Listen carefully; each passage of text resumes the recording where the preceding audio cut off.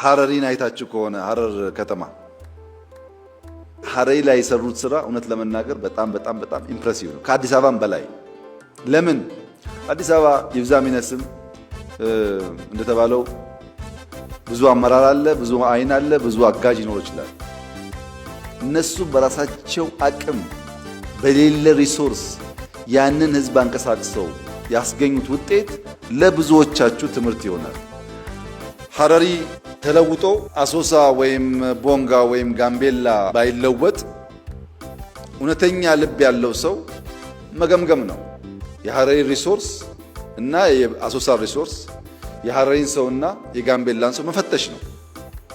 በየትኛው መመዘኛ ሐረሪ ከሌሎች ክልሎች ያነሰ ሳይዝና ሀብት ነው እንጂ ያለው የበለጠ የለውም። ባነሰ ገንዘብና ሰው እንደዚያ ያለውን ታሪካዊ ስራ መስራት ከቻሉ ሁላችንም ጋር ይቻል ነበር ማለት ነው። ሐሳቡን በትክክል ገዝተን ብንተጋ